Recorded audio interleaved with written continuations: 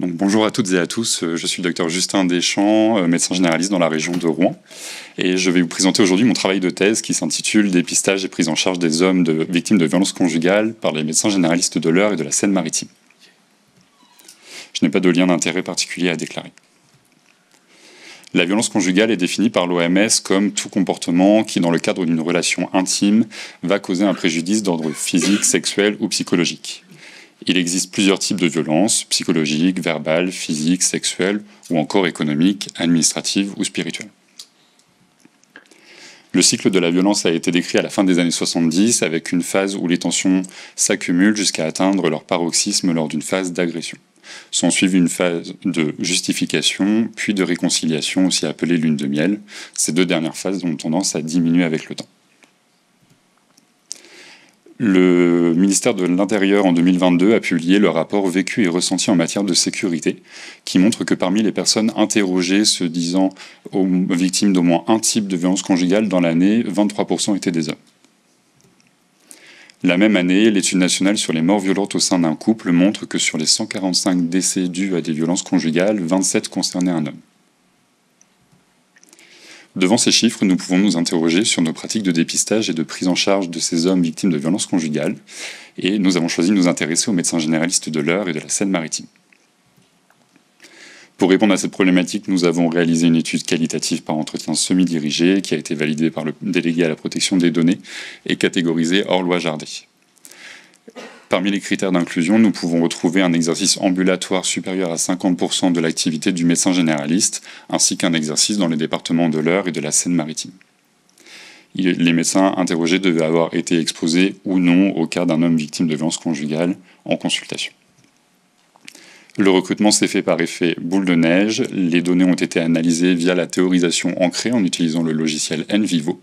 Les données ont été triangulées sur 2 entretiens et nous avons utilisé la grille de critères corrects pour la rédaction de cette étude. 10 médecins généralistes ont été interrogés, 5 hommes, 5 femmes, qui exerçaient dans des lieux variés et diversifiés. Les victimes présentaient surtout des cas de violence psychologique ou mixte, psychologique et physique. Il y a eu un seul cas de violence sexuelle rapporté par les médecins. Les répercussions sont de gravité variable, elles peuvent être psychologiques ou somatiques. Le dépistage reposait principalement sur un dépistage sur point d'appel clinique. Lorsque le dépistage par les médecins était systématique, cela faisait souvent suite au fait d'avoir déjà vécu le cas d'un homme victime de violence conjugale en consultation. Les médecins admettaient pratiquer un dépistage différemment selon le genre du patient, en dépistant beaucoup plus les femmes que les hommes. Lors de la découverte des violences, les médecins avaient à cœur de respecter la temporalité du patient ainsi que le secret médical. Les répercussions étaient systématiquement évaluées, qu'elles soient somatiques ou psychologiques, ce qui pouvait parfois entraîner la rédaction d'un certificat médical initial. Plusieurs freins en dépistage sont retrouvés, notamment des médecins qui avaient l'impression de manquer de sensibilisation sur ce sujet spécifique, ainsi que parfois de temps en consultation pour accueillir la parole. La honte ressentie par les victimes pouvait également être un frein, car pouvant mener à des consultations plus longues ou à des prises en charge plus longues dans la durée. Le statut de médecin traitant et surtout de médecin de famille pouvait également être un frein, car les couples viennent souvent à 2 en consultation, ce qui peut rendre le dépistage pour l'un ou pour l'autre difficile. Les médecins généralistes avaient 4 recours. Ils pouvaient orienter vers le système judiciaire, notamment en encourageant les patients à aller porter plainte, ce qui était quasi systématique en consultation. Ils pouvaient les orienter également vers les unités médico-judiciaires pour la rédaction du CMI, ou encore vers les services sociaux pour un hébergement d'urgence ou éventuellement un accompagnement dans la durée. Les professionnels de la santé mentale étaient également sollicités, que ce soit les psychologues ou les psychiatres. Là encore, on peut retrouver plusieurs freins à la prise en charge avec des démarches qui étaient considérées comme lourdes pour les patients, car des patients qui devaient répéter plusieurs fois leur histoire et se déplacer de multiples fois. Un frein financier était également retrouvé, notamment pour l'accès aux psychologues, qui pour la plupart ne sont pas pris en charge par la CPAM. Des inégalités territoriales sont également pointées du doigt, avec des médecins qui considéraient que ces prises en charge étaient plus simples en ville qu'à la campagne. Le fait que les recours associatifs ou les unités médico-judiciaires soient genrés pouvait également poser un problème aux médecins qui ne savaient pas s'ils pouvaient adresser leurs patients dans ces structures ou non. Face à l'annonce des violences, les médecins étaient souvent sidérés, voire parfois à ressentir un sentiment d'impuissance dans la prise en charge.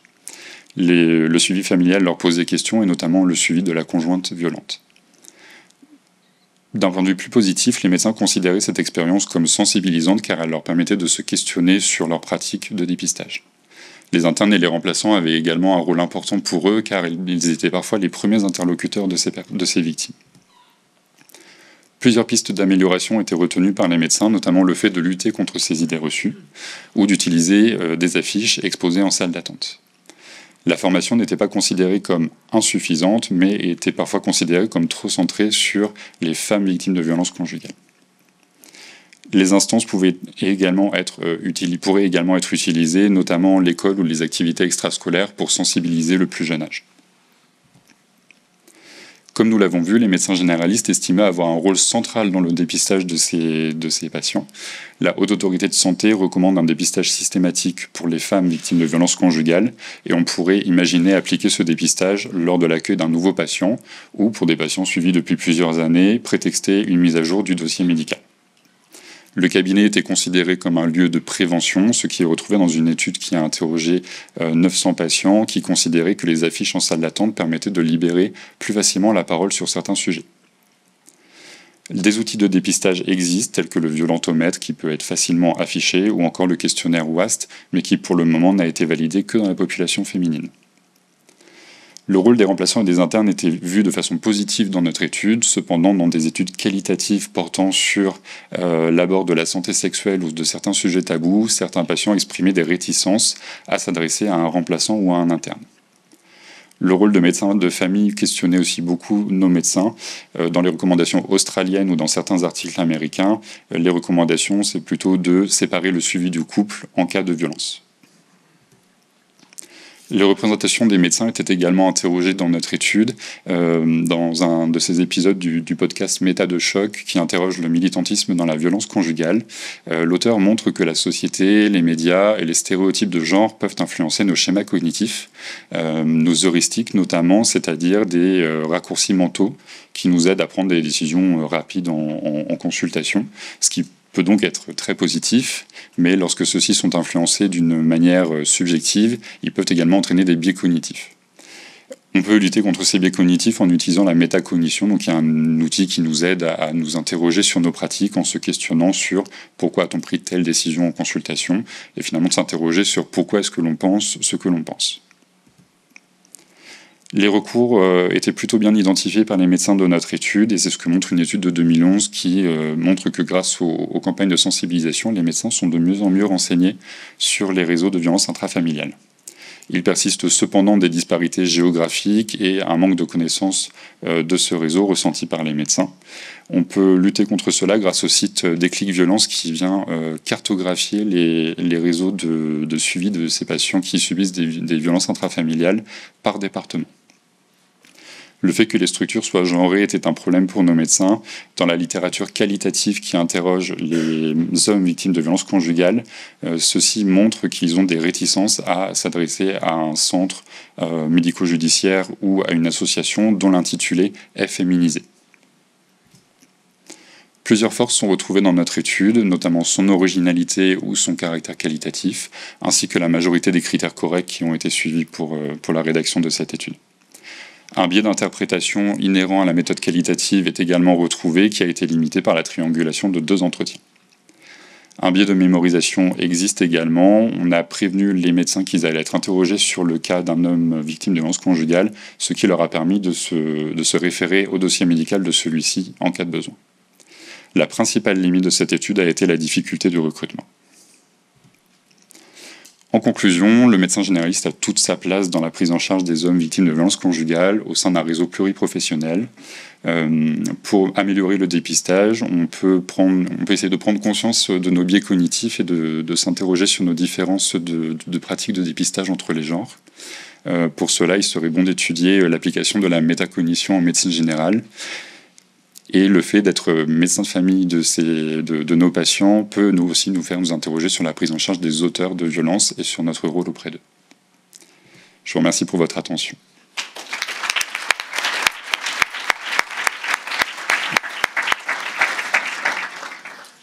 Merci beaucoup. Donc j'imagine que le QR code renvoie vers la version c'est le intégrale. lien vers le PDF de ma thèse. Et donc, place aux questions.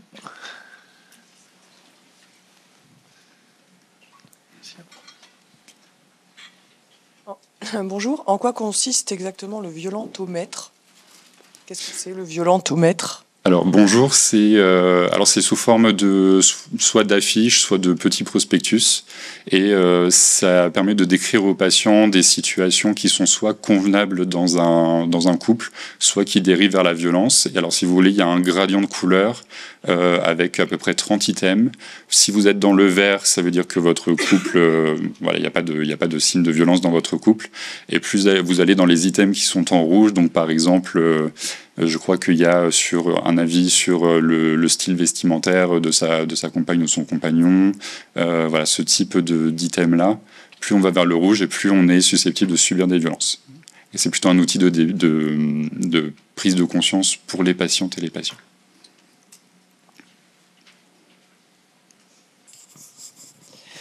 Bonjour. Bonjour. Vous avez dit que la principale difficulté, ça a été le recrutement. Est-ce que ça signifie que, compte tenu du sujet de la thèse, vous avez essuyé des refus de la part des médecins? Alors oui, plusieurs difficultés. En fait, il y a 2 médecins interrogés qui n'avaient pas eu le cas en consultation d'un homme victime de violence conjugale, et les 8 autres en avaient eu un. Au bout d'un moment, dans le recrutement, j'ai essayé de me concentrer sur le recrutement de médecins qui avaient eu un cas pour avoir des données pour ma thèse. Et finalement, je me suis rendu compte que beaucoup de médecins n'ont jamais reçu ou n'ont jamais identifié de violences subies par les hommes. C'est la principale limite dans ce recrutement. Bonjour. Moi, j'avais une question par rapport au fait que je crois que vous dites que dans le cadre de violence, il faut séparer les couples en consultation. Mais justement, quand le couple arrive ensemble, c'est là où le dépistage pose un peu problème. Est-ce qu'il donnait des informations sur comment séparer le couple en consultation, justement? Oui, alors effectivement, c'est ce qui posait le plus le problème aux médecins, c'est que les 2 personnes soient ensemble et que souvent, ils n'osaient pas forcément poser la question. Alors, je pense que tout dépend de la relation qu'on a avec nos patients. Il y a des médecins qui sont sûrement suffisamment à l'aise pour poser la question au couple directement, ce qui est très compliqué, je suis tout à fait d'accord. Après, des tips pour séparer les couples, je pense que le plus simple, c'est de poser la question, de demander à ce qu'ils ne viennent pas ensemble en consultation, qu'il y en ait un qui reste en salle d'attente, ou éventuellement de profiter de consultations où ils ne viennent pas forcément à 2, même si ce sont des créneaux d'urgence par exemple, ou des créneaux qui vous paraissent un petit peu moins adaptés. Mais à partir du moment où, à mon avis, il y a un doute, c'est bon de profiter de chaque opportunité, même si la consultation ne porte pas du tout sur ce sujet-là. Bonjour. Est-ce que l'orientation sexuelle des patients était une question qui était posée aux médecins généralistes? Alors, les hommes qui ont rapporté des violences à leurs médecins, c'était systématiquement dans des couples hétérosexuels. En tout cas, à chaque fois moi j'interrogeais que les médecins, j'ai pas du tout interrogé de patients, donc c'était systématiquement dans des relations hétérosexuelles. Ça faisait pas partie du tout de nos critères d'exclusion, C'était des hommes, peu importe leur orientation sexuelle ou leur identité de genre. Le recrutement s'est simplement fait ainsi. J'ai assez peu vu de littérature sur la population LGBT et dans les violences conjugales qui, à mon sens, bénéficierait d'études spécifiques devant les facteurs de risque qui pourraient tout à fait être un petit peu exclusifs à cette population-là. Bonjour, merci pour votre intervention. Je suis là. Ah, bonjour. Je suis petite, mais je suis là. Merci pour votre intervention parce qu'effectivement, il y a impérativement besoin de traiter ce sujet. J'en profite juste pour dire que le Collège de médecine générale a fait un kit sur l'accompagnement des personnes victimes de violences qui est disponible sur ce congrès. La question que j'avais, c'est qu'effectivement, les structures d'accompagnement aujourd'hui sont très genrées parce qu'il y a un continuum des violences tout au long de la vie des femmes, alors que chez les hommes, elles ont lieu majoritairement dans l'enfance et rarement à l'âge adulte. Ma question, c'est chez ces patients qui sont victimes de violences conjugales, est-ce qu'un dépistage des violences dans l'enfance avait été fait? Et dans les recours, est-ce qu'ils avaient identifié aussi les recours de soins au niveau corporel qui sont devenus les soins indispensables liés aux soins psychiques? Alors sur les ressources corporelles, c'était pas forcément très bien identifié par les médecins. Ils se fiaient surtout aux unités médico-judiciaires dans ce cas-là. J'ai oublié la première partie de votre question, je suis désolé. Oui, c'est ça. Là, les patients, il y en a certains qui avaient rapporté des violences dans l'enfance. Pas tous. Il y en a beaucoup qui étaient... la majorité était plutôt centrée sur des violences liées à l'âge adulte, enfin, subies à l'âge adulte. Mais effectivement, certains ont rapporté la même idée que l'on se fait du continuum des violences pour les femmes, comme vous l'avez bien fait remarquer. Avec certains qui avaient subi des violences de la part de leurs parents, puis à l'âge adulte de la part de leur conjointe. Je ne sais pas si ça répond à votre question. Mais, okay. François Pierson, vous avez clôturé votre PowerPoint par la prise en charge des auteurs de violences. Est-ce que vous avez exploré un peu cet item ou est-ce que... Parce qu'effectivement, on prend souvent en charge les victimes, mais les auteurs, c'est beaucoup plus compliqué. Alors c'est une question qui était assez importante pendant la rédaction de la discussion, justement, effectivement. On n'a pas trop exploré ce sujet-là parce qu'il s'agissait d'abord d'étudier les médecins et les victimes. Et actuellement, avec ma propre directrice de thèse, on est en train d'encadrer une thèse à l'université de Rouen qui devrait porter sur la place du médecin généraliste auprès des auteurs de violences conjugales. Pour l'instant, le peu de littérature que moi j'ai pu voir est assez inexistant. En revanche, on a des structures qui s'appellent les CRIAVS, qui se développent de plus en plus dans les régions et qui sont centrées sur le soin des auteurs de violences conjugales, de violences de façon générale d'ailleurs, qui peut être un établissement aux ressources. Ouais. Sandra Cos, du coup, pour répondre à la question, il y avait une thèse qui avait été présentée sur la prise en charge des auteurs de violences. Et donc, tu tapes ça sur les recherches de thèse, tu en auras une qui avait été faite sur Toulouse. Et l'association qu'elle avait trouvée, c'était la FNACAV, où ils font des formations pour expliquer ce que c'est une relation normale, comment je réponds, comment je gère le conflit. Pour faire prendre conscience aux auteurs, pour pas qu'il y ait de récidive, qu'il y ait séparation ou pas, pour pas que les relations futures soient similaires aux précédentes. Donc, il faudra la mettre dans votre biblio. Merci. Bonjour, je me demandais comment on a ce kit pour le suivi des violences conjugales. Il est sur le site de CRG et imprimé sur le centre de Est-ce que le 3919 est aussi adressé aux hommes, du coup? Le numéro de téléphone. Alors, il me semble que l'intitulé est Violence Femmes Info. Il me semble que c'est ça. Après, de ce que j'ai pu lire dans la littérature qualitative auprès des hommes victimes de violences conjugales, il y en a certains qui ont appelé ce numéro-là et qui ont été parfaitement bien orientés et accueillis. Est-ce que dans tes entretiens, est-ce que tu as eu des informations sur l'après? Après le dépistage, est-ce que les médecins continuent de suivre les deux membres du couple? La plupart du temps, ils séparent le suivi. Il y a pas mal des patients où le suivi finalement était déjà séparé. En fait, ils avaient chacun leur propre médecin traitant. Donc la question dans ma thèse, c'est un petit peu moins posée. Mais pour ceux qui suivaient les couples, effectivement, le suivi avait été séparé par la suite, souvent avec un confrère de la même maison de santé. Une dernière question. Oui, j'aurais une question aussi par rapport au couple, en fait. Comment on peut les séparer après? Parce que est-ce que c'était pas un secret médical si le mari nous dit que la femme a été l'agresseur?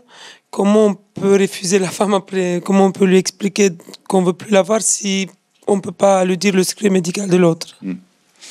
Alors effectivement, il y a le secret médical, donc on ne peut pas dire je ne veux plus vous suivre parce que je sais que vous avez un comportement inapproprié avec votre conjoint.